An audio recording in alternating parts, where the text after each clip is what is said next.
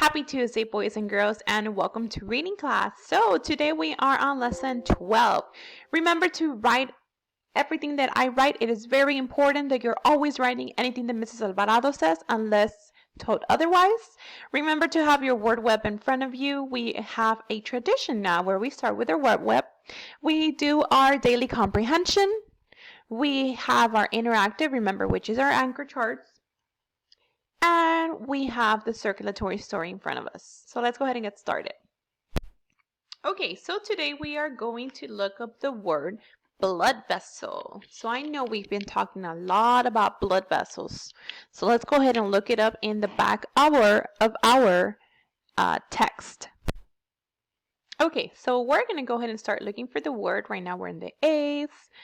B's, blood pressure. Oh, there it is, blood vessel. So I'm going to give you 1 minute to copy that definition. And it says it's a tube in which blood travels throughout the body. So blood vessel. It's a tube in which blood travels throughout the body. A little picture that you can do, of course, is a little tube. And a synonym, you can also write tube because it's comparing it to a tube. You have 40 seconds. You're writing the word blood vessel. Don't forget to draw a very small picture. Don't take more than 15 seconds. And to also write the synonym, which is something that we would compare it to. We would compare it to a tube. You have the last 20 seconds.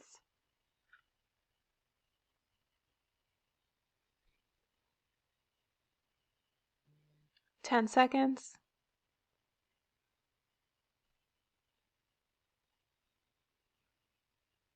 5.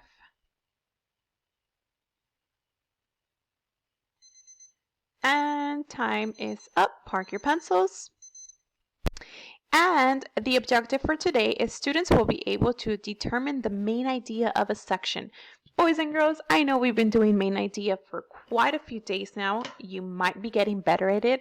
And yes, that's the whole point. We get better at better, but we need practice in order to get better at something. So remember, we ask ourselves the who or what about it? So what is this section mostly about? Well, this section is mostly about blank. So you would choose a who or what. And what about it? Well, it does blank.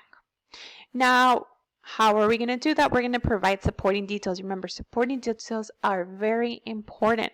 And how do we do that? We use textual evidence. Now, boys and girls, why do I want to know what a section is mostly about? Why do I want to know about the main idea? Well, when you are able to tell me what is the section mostly about or what is the main idea of it, you're able to tell me that you comprehend what you just read. Remember, when we read, we have to ask ourselves, why am I reading this? Why did the author sit down and write this section? What is the point of it? With Clara Barton, Helen Keller, and Frank, the author was trying to make a point. They were trying to inform the reader of everything those women did and why we still remember them. Were they brave? Were they courageous? Did they have were they kind-hearted? Why do we still read and write about them?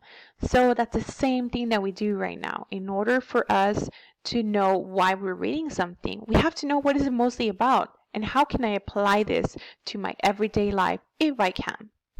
And our focusing question, remember, we are still in what is a great heart literally. Remember, literally means real, and it's the heart inside of our chest. Yes, if you touch it right now, it's literally beating. And if you were running around, it's probably beating very fast. Alrighty, so our goal for today is to identify the main idea of a section. Remember, section is just part of a story, not the whole story. How are we going to do that? Make sure we start reading pages 20 to 23. So make sure you take out your handy dandy book, The Circulatory Story. It's under Teens. So again, in order to get the book, you go under Reading Class, General, Files, and the book is right here. The Circulatory Story. Remember, you can read it through here or you can download it by clicking these 3 little dots and then download. And if you have a computer, all you have to do is look for your file folder and then go to downloads, and they're here once you download it. Okay, let's continue. Okay, let's start with page 20. So let me zoom in. I know this section is be about excuse you. So something is happening. So let's see. Pew, whew. Remember, what are this called? What figurative language is this? When the word makes a sound, it is called, what is it? Onomatopoeia. Good job if you said onomatopoeia. Your red blood cells just passed gas. Well, actually, it released the oxygen it was carrying. And this type of gas doesn't really smell. So what happened? They made an exchange. The oxygen passed through the capillary wall. Good thing these walls are so thin. And was picked up by a body cell. Then the body cell released carbon dioxide, CO2, a waste product, which passed through the capillary wall and was picked up by red blood cells. So look at here, boys and girls. I know the author just gave me a lot of information. Wait, what do you mean? So let's look at the illustrations. Remember, the illustrations show me and help me understand what I just read. So I see red blood cells. Okay, and then I see the green little creature saying special delivery. Okay, I know that red blood cells carry oxygen and it's giving it to who? The body cell. Okay, so what does the body cell give them in return? So the creature, the red blood cell, is giving him oxygen while the blood cell is giving him CO2. Remember, carbon dioxide. So when you inhale in, you're inhaling oxygen. When you exhale out, you are taking out carbon dioxide. So it's a waste product. We don't need that. It's coming out of our bodies. And look at what the body cell is telling them. Well, thank you. And look at this, boys and girls. The body cell, sorry, looks very, very tired, while the red blood cell creature looks very happy and energized. So let's keep reading. Let's zoom in. Don't leave yet, there's more to come. Not only has oxygen arrived at this lucky little blood cell, but nutrients have too. When oxygen from the red blood cells and glucose, a kind of sugar absorbed by the bloodstream from the digestive tract, meet in the body cell, they react to produce energy, carbon dioxide, and water. Water is always present in the body and it's constantly being reused. Oh, boys and girls, I know that coach loves telling you to drink water. So why is that? Now we know that our body is constantly using the water. This is a super reaction. It's called cellular respiration. It's important because it gives you energy to stand, energy to exercise, and even energy to circulate. So that little body cell has everything it needs. Plus, we picked up its waste, carbon dioxide. So boys and girls, what do I need in order for me to have energy, exercise, stand up, move around? What do I need? I need energy, right? Who gives me energy? So remember, look what it says. When oxygen and glucose, remember it's a kind of sugar, when they meet, they produce energy. Oh, so I need oxygen, which is O2, and I need glucose. So with those two things, it's the one that gives me all the energy. So maybe if you didn't sleep well, if you weren't able to sleep well, if you're not eating right, that's why you feel sluggish, you feel tired, because you're not getting enough rest, you're not getting the sugar or the glucose that your body needs. That's why you feel so tired. So remember to sleep well, eat well, and of course, exercise. So look at this illustration. So I see, if I can see the inside, remember, again, what is that called? A cutaway. So this cutaway is showing me how the capillary wall, so it's this one right here, the one in purple, I see the red blood cells. Remember, red blood cells carry oxygen. And then look what the body cell is telling them. Will you take this? And look what he says. But of course. So they're exchanging. The red blood cell gives him oxygen. The body cell gives him in return CO2. And what did we say CO2 was? It's carbon dioxide. Does our body need carbon dioxide, boys and girls? Absolutely not. We only need oxygen. That's why the exchange is happening. Okay, so let's go ahead and open our composition book. Don't forget your name, date, and go. We are on lesson 12, so that's the title of it. And remember, today we're focusing on the main idea. What two questions do we ask ourselves? We should be getting super good at this.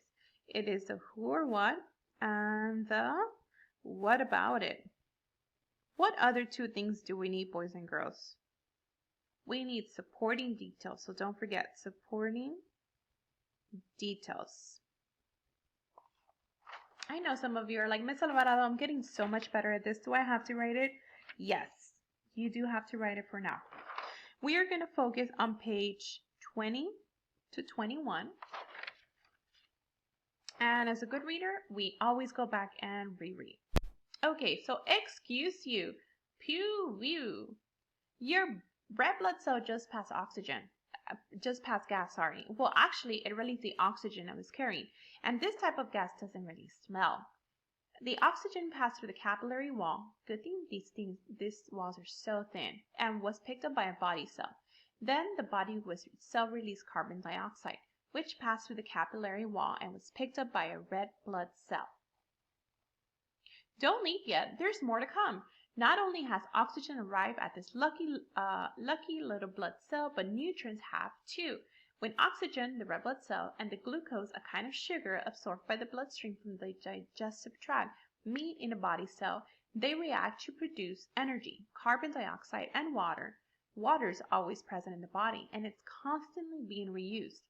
This super reaction is called cellular respiration. It's important because it gives you energy to stand, energy to exercise, and even energy to circulate the blood. So that's the little blood cell now has everything it needs. Plus, we picked up its waste, carbon dioxide. So boys and girls, is this about a who or a what? It is about a what. What is our what? So here there's two things, right? Red blood cells and body cells. What are they doing? Okay, what about them? They're exchanging what for what? Oxygen for carbon dioxide, or if you said CO2, you're correct. So let's go ahead and write that in our notebook. So here we're going to circle the what? And we said red blood cells and body cells. So we found our what? Remember, what about them? What are they doing? They are exchanging O2. So you can put O2, which is oxygen, for CO2, which is carbon dioxide. So you could write oxygen and you can write carbon dioxide. Remember, I still need a complete sentence. So I'm going to rewrite it here. Red blood cells and body cells exchange O2 for CO2. Remember, when you inhale, you're bringing in oxygen. When you exhale, you are taking out carbon dioxide. We don't need carbon dioxide. And remember, what gives us oxygen? Trees, plants. Okay, now I need what, boys and girls? Am I finished? Absolutely not. I need supporting details. I'm going to put a little plus here because that's my supporting details.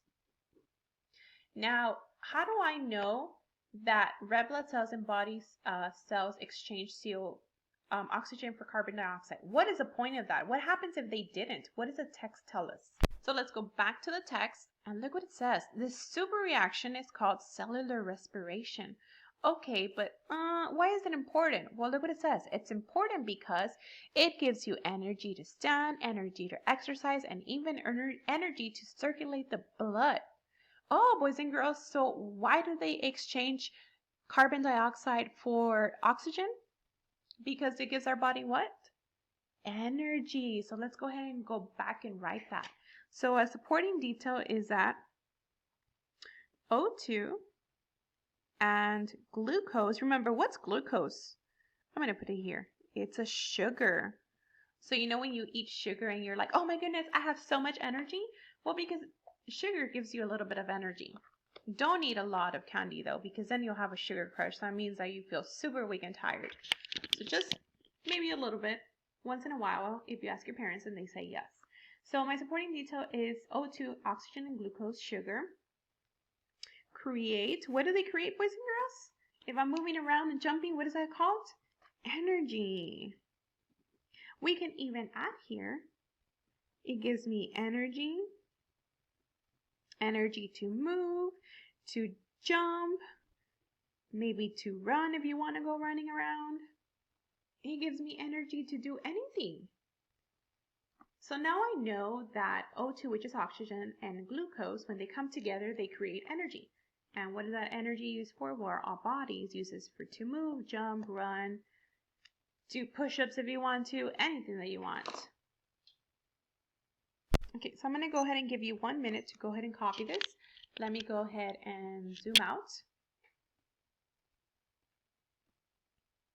So right now you are using your minute to copy the main idea from page 20 to 21 because you are going to have to do a page independently. So we identified the what. We said it was red blood cells and body cells. What about them? The exchange O2 for CO2, which is oxygen for carbon dioxide. What's my supporting details? Well, that O2 and glucose, they produce energy. So when they come together, they produce energy. Why is that energy important? Well, I get to move, run, jump. You have the last 15 seconds. Remember, you're copying this if you don't have a composition book, then a blank sheet of paper. Last 5 seconds.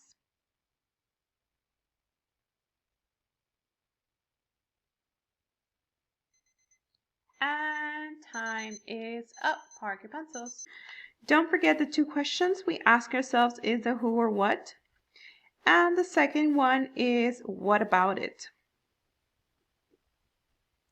And remember, what 2 things do we need? We need 2 supporting details. So supporting details. So I'm going to add a little plus sign here so that I know. I'm going to give you 30 seconds to copy that. Once you're done with this, make sure you take out your daily comprehension, the one that is labeled Wednesday. So take out your daily comprehension, the one that says Wednesday. You have the last 10 seconds. Last 5.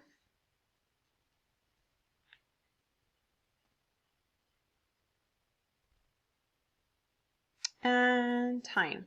Okay, so I'm going to put my notebook for the side for now. And I'm going to put this one in front of me. Remember, this is a daily comprehension. This is in back of your word web. So on Wednesday, do the same thing. Your name, date, and go. All right, boys and girls. And this one is telling me to infer. So I want you to put a note here for yourself. Remember, when you infer, it means the same thing as conclude, as tell. Remember, so a synonym. It means the exact same thing. Infer means to conclude, means to tell. So if you ever see a question that says, the reader, remember, I write, you write, the reader can tell that, and then they ask you, they're telling you to make an inference. That means they're telling you to go back to your text, read what the author told you. So read what the author wrote and then make a conclusion, make a decision. What is it about? So the inference that we're going to make today is going to be on page 20 to 21. That's the one that we just finished. So all I wrote right here was page 20 to 21. So what is something that we can tell? So I'm going to put this in front of me. Remember, we just put it to the side.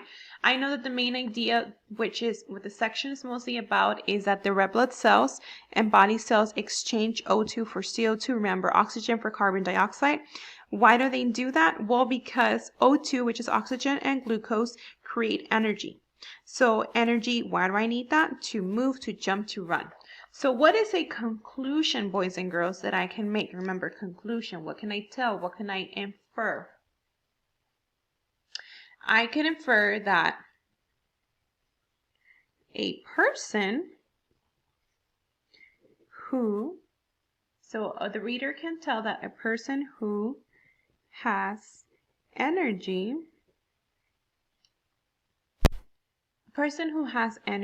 is, remember, energy is gotten from what? What turns into energy? Glucose, which is sugar. So a person who has energy is eating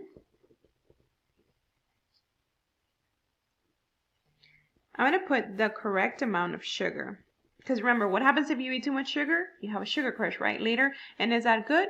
No. But a person who always has energy, that means they're eating the good amount of sugar. So a person who has energy is eating the correct amount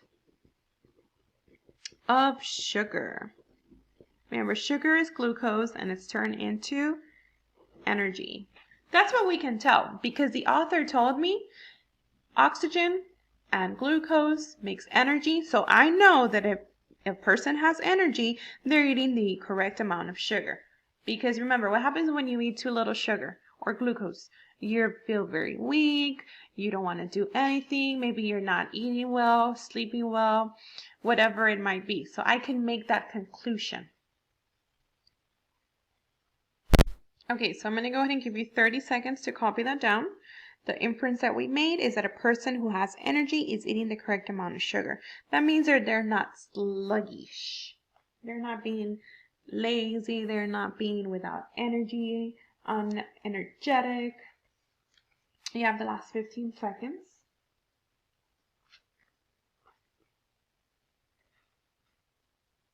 Last 5. And park your pencils.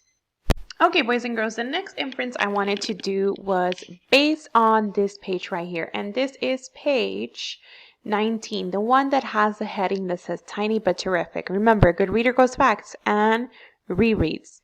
Capillaries are so narrow that red blood cells pass through them one at a time. Some capillaries have more space than others, depending on where they are in the body. For example, capillaries in parts of the intestine and in the brain are narrower or smaller in diameter than those in the skin. Capillary walls are only one thin cell layer thick, but that's a good thing because, whoa, what was that? So boys and girls, what can we infer? So we know that some capillaries are smaller in diameter. For example, if it's going towards the brain, it has to be smaller, right? Because our brain isn't that big compared to the rest of our body. So we know they have to be narrower or smaller in diameter. So boys and girls, look at this example the author gave you. So in this illustration, look at the capillary tube booth. It's only letting or allowing one red blood cell to pass at a time. So we can already start inferring or concluding or saying that what happens if more than one red blood cell passes through at the same time? Can enough blood get around to your brain? No, right? So let's go ahead and write that. Okay, so here I'm going to go ahead and write on page 19. So remember, evidence is anything that comes from the text or the selection.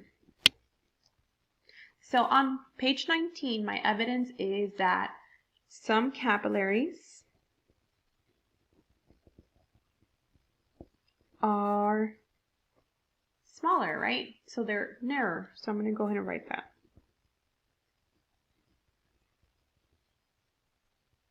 Okay, so that's what the author told me.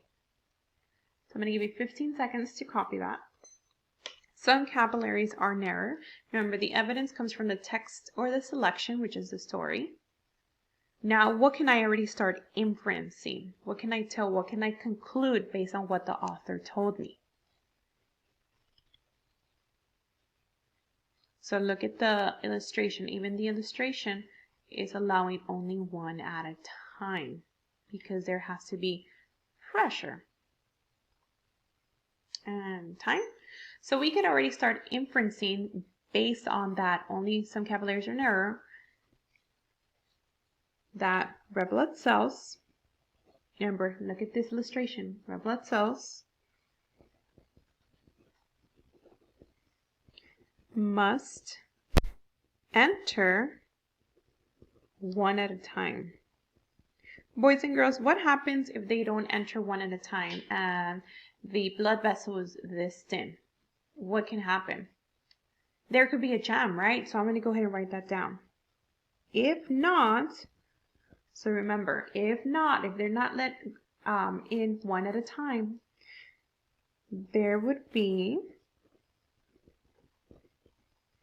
I'm going to put a red blood cell jam. That means they would all be stuck trying to go through here. So they would all be all right here. And that means you wouldn't be able to get oxygen to your brain. And of course, without oxygen to our brain, a person cannot survive. So you have the last 20 seconds to copy that. So remember, our body needs oxygen. Our brain needs oxygen. If you have no oxygen going to your brain, you can't survive. A person cannot survive. You have the last 15 seconds. If you have finished everything, boys and girls, you may close everything. I will see you in class with your composition book. Remember, we are going to work on page 22 and 23 in class, the one that looks like this. So you could already start rereading it. Remember, a good reader always goes back and rereads. Make sure you have all the materials needed for reading class. You need your homework page 8, problems 1 and 2 in front of you. Your do now should be in front of you, your composition book, and the circulatory story that we have been reading. I will see you in the live class.